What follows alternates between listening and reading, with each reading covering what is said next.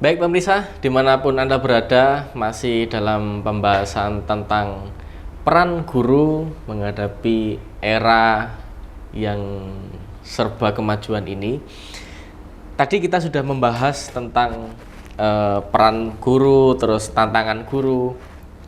Maka selanjutnya ini tidak komplit jika kita tidak membahas tentang bagaimana guru ini bisa terus berperan meskipun tantangan-tantangan di zaman ini terus menghadap atau menghampiri mereka.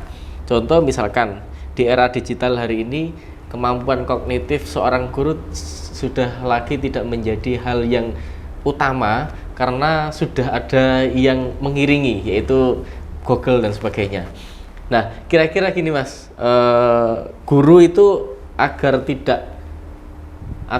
terus bisa berperan, tidak tergantikan oleh digital, itu kira-kira trik dan tipsnya itu seperti apa?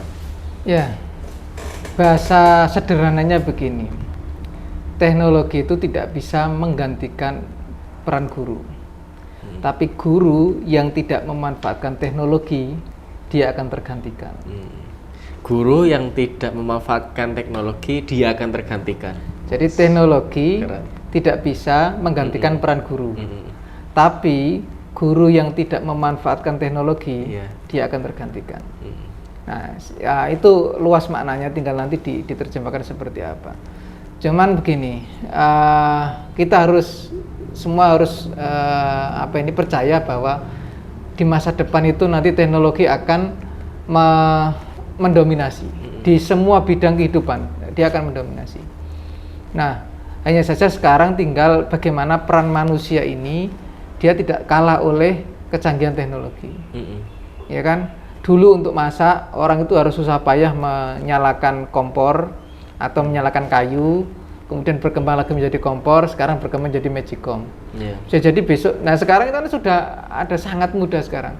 Orang itu mau, misalkan kan sudah ada rumah pintar itu, buka jendelanya buka sendiri, nyala lampunya sudah nyala sendiri. Ada. Ya, sudah. Mobil juga begitu, orang besok itu nyetir mobil dengan tidur sudah bisa. Karena dia hanya bilang di mobilnya, mobil antarkan saya ke tempat ini. Mobilnya dengan mobil pintar itu dia sudah jalan sendiri, ya kan? Semua hal besok itu terlayani oleh teknologi, masa depan begitu, ya kan? Nah, bagaimana guru menempatkan diri pada situasi ini? Maka ketika guru berada pada posisi ini, yang besok di masa depan itu kalau mengandalkan seperti yang saya katakan tadi, kognitif jelas kalah. Tapi teknologi itu tidak bisa menyentuh siswa. Tidak bisa menyentuh perasaan siswa, tidak bisa berinteraksi dengan siswa, tidak bisa merasakan apa yang dirasakan oleh siswa, tidak bisa menemukan apa yang dibutuhkan oleh siswa, tidak bisa. Teknologi itu dia bekerja secara robotik. Apa yang menjadi kebutuhan dia sudah didesain untuk melakukan segala sesuatu yang menjadi kebutuhan. Makna teknologi itu kan di situ. Teknologi itu kan segala sesuatu yang digunakan untuk mempermudah kegiatan manusia, itu teknologi. Jadi fungsinya dia hanya mempermudah tugas manusia, tetapi dia tidak bisa merasakan bagaimana rasa sakit yang dirasakan oleh. Jadi itu hanya bisa ditemui oleh sesama manusia, dan itu peran gurunya di situ. Teknologi tidak bisa mengajarkan akhlak, ya kan? Tapi guru di sana dia akan tetap menjadi teladan untuk akhlak para siswanya, ya kan? Teknologi dia hanya bekerja sesuai dengan perintah, tetapi guru dia akan bekerja sesuai dengan kebutuhan dan karakteristik siswanya. Nah, kalau kemudian si guru cara kerjanya, cara mendidiknya sama seperti yang dilakukan oleh digital, dia akan hilang. Ya kan? Dia akan hilang karena dia akan kalah dengan sendirinya. Sudah cara kerja sekarang loh tuh karyawan-karyawan perusahaan kan sudah banyak yang hilang karena dia sudah tergantikan oleh teknologi, ya kan? Cara kerjanya misalkan untuk membungkus ini kan dulu membungkus ini kan dengan tenaga manusia, dirasa ternyata tenaga manusia kan terbatas, tenaga, waktu dan seterusnya. Dengan teknologi lebih cepat, maka perusahaan akan tetap menggunakan teknologi. Nah, itu yang kemudian hari ini harus difahami. Ya kan, bukan berarti kemudian guru ini nanti akan terlupakan, tidak. Tapi lebih difahami bahwa ketika guru ini tidak bisa membaca peran dia selama dia mengajar, selama dia mendidik, yang kemudian cara mengajarnya sama dengan yang nanti akan disiapkan di masa depan robotik itu, maka bersiaplah dia nanti akan tergantikan di masa depan.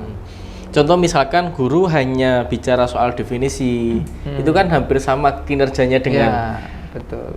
Digital. Misal contoh hari ini public figure kita, Gus Baha itu kan mampu menerjemahkan bahasa-bahasa kitab era dulu dan bisa dipahami di era sekarang. Itu kan termasuk salah satu peran guru. Betul. Gitu Mas. Iya. Jadi ya arahnya di situ. Jadi bagaimana jadi yang ketika tidak ditemukan di teknologi itu harus bisa dilakukan oleh guru. Yang ketika yang dilakukan oleh guru cara ngajarnya. Besok kan sudah ada papan pintar sekarang. Papan yang bisa menulis sendiri. Nah kan kalau guru masih mengajar dengan cara menulis sudah ada papannya sekarang. Kemudian dulu misalkan mengajari tentang rukun Islam ada berapa begitu. Ya tentu sekarang tetap masih berlaku. Tapi ketika dia akan ditanya tentu sudah ada jawabannya. Tapi bagaimana kemudian mengimplementasikan rukun Islam itu seperti apa? Tentu teknologi tidak bisa menyentuh sampai di situ. Nah, disitulah peran gurunya. Nah, makanya saya ingin sampaikan seperti yang dari awal tadi. Ketika guru ini merasa nyaman dengan situasinya hari ini tetap ngajar, jangan heran kalau 5-10 tahun yang akan datang orang akan merasa tertinggal. Nah, ini yang kemudian juga ketika saya sampaikan tadi yang praktisi-praktisi tadi, guru yang akan tergantikan oleh praktisi, tentu ini harus disikapi dengan bijaksana, khususnya oleh pemerintah. Kalau kemudian ini oke lah, kebutuhan pasar kita berharap bahwa praktisi ini nanti akan bisa mengajar di sekolah atau di kampus. Tapi tidak boleh kemudian guru ini tergantikan secara langsung oleh peran itu. Maka disinilah peran pemerintah, yakni bagaimana praktisi ini nanti bisa berkolaborasi dengan guru. Guru juga harus membuka diri untuk bisa menerima ilmu baru, ya kan, dari praktisi atau dari teknologi atau dari manapun, ya kan, karena sumber belajar sekarang banyak. Kenapa dulu murid dulu itu taat-taat, patuh-patuh dengan guru? Karena dulu itu satu-satunya sumber belajarnya hanya satu, gurunya saja. Jadi gurunya bilang apa, walaupun yang diajarkan berkali-kali itu ya didengarkan dengan baik karena siswanya tidak tahu sumber belajar yang lain. Tapi kalau sekarang sumber belajarnya melimpah luas dan banyak sekali. Makanya sekarang tidak heran kalau murid-murid sekarang lebih pandai atau lebih bahasanya apa ya? Bantahnya itu ada. Jadi malas belajarnya itu ada karena sekarang mereka lebih menikmati dunia yang ada di digital itu, mereka menikmati sekali. Nah, sehingga kalau kita juga harus mendorong guru-guru itu juga beradaptasi dengan guru-guru dulu. Kenapa ada banyak pertanyaan. Kenapa murid dulu itu sukses-sukses dibanding murid sekarang? Padahal dulu ngajarnya kan biasa-biasa. Kenapa kok begitu? Karena guru dulu ketika dia mengajar setiap habis sholat mesti didoakan. Ketika sholat mesti dikirimi Fatihah. Untuk siapa? Untuk siswanya, untuk muridnya. Sehingga ketika dia mengajar, kemudian ini walaupun muridnya itu ya gak pinter-pinter amat, tapi dia dapat berkah dari doa yang dilakukan guru. Sekarang ini yang saya jarang menemukan yang model-model begitu. Maka ketika peran kita sudah ada yang ada yang mendampingi dari sisi teknologi, tentu selain kita memberikan teladan yang baik, bisa makanya sekarang kan peran guru kan memberikan fasilitas, memfasilitasi.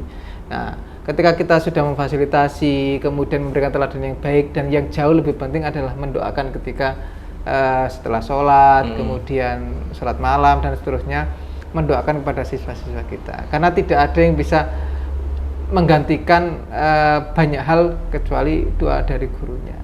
Kalau katanya Mbah Mun itu kan gini, Mas. Awakmu ojo niat minterno arek. Tapi niat karena belajar secara ikhlas gitu. Nah, mungkin di situ harus diiringi sisi-sisi spiritual. Mulai dari keikhlasan, terus keyakinan, memberikan kepercayaan dan seterusnya, itu kan termasuk hal-hal rasa, masuk dalam dimensi rasa. Ya, tahu nggak kalau ternyata data hari ini di pengadilan agama, itu kan angka perceraian tertinggi itu dari guru. Wow. Nah, itu mungkin bisa dibahas di lain kesempatan. Jadi kenapa ternyata angka perceraian di Kabupaten Lamongan khususnya yang tertinggi itu dari guru. Padahal guru sekarang lebih sejahtera, ada sertifikasi, ada bantuan yang lain. Ngeri nih. Kenapa kok angka perceraian dari guru lebih tinggi? Nah, itu tentu nanti akan lebih menarik untuk didiskusikan. Ya. Saya baru dengar ini datanya. Berarti belum menikah. Berarti belum menikah. Belum. Nah, alhamdulillah masih belum. Makanya ini nanti perlu diinikan. Ternyata tanda-tanda sekarang itu seperti itu. Ini hadiah di hari guru. Enggak lah ya, ini semacam temuan lah. Iya, temuan. Dan tentu nanti fenomena ini harus dikaji lebih mendalam. Kenapa kok bisa seperti itu?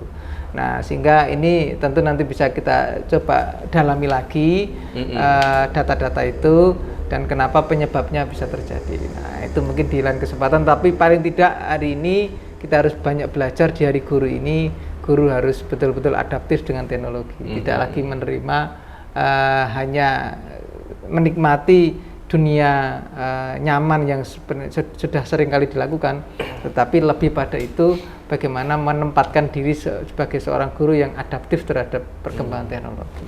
Itu yang jauh lebih penting. Siap. Berarti pada intinya ketika hari ini guru sudah bisa mendapatkan fasilitas-fasilitas yang diinginkan, atau guru berada di zona nyaman, dalam segi ekonomi sudah nyaman, dalam segi pengetahuan dan sebagainya dirasa kok sudah nyaman, dan dia tidak mau adaptif, dia tidak mau belajar, maka siap-siaplah akan tergantikan. Sehingga apa ya, tadi seperti yang dikatakan oleh Mas Dokter, ternyata angka perceraian tertinggi itu ada di yang hari ini menjadi guru. Wah, ini yang luar biasa ini. Oke, tentunya akan lebih seru lagi, kita akan diskusi lebih lanjut dengan para bintang tamu yang luar biasa, yang istimewa. Terima kasih Mas Dokter. Mohon doanya agar kita tetap bisa eksis dalam membuat konten-konten yang inspiratif dan edukatif. Mungkin pesan atau closing statement. Guru itu adalah orang yang luar biasa. Tidak ada yang akan pernah bisa menggantikan peran guru. Semua hal yang ada di dunia itu karena peran guru. Maka bersyukurlah hari ini Anda yang menjadi guru, jadilah teladan yang baik, jadilah pribadi yang akan membawa siswa-siswa Anda hari ini menjadi luar biasa, karena besok itu yang akan membahagiakan Anda di masa yang akan datang. Karena kebahagiaan guru ketika melihat siswa-siswanya lebih hebat daripada dirinya. Itu. Oke, sangat luar biasa. Terima kasih. Tetap di program Cendekia bersama dengan AMTV Biro Lamongan. Assalamualaikum warahmatullahi wabarakatuh. Waalaikumsalam warahmatullahi wabarakatuh. Sukses selalu.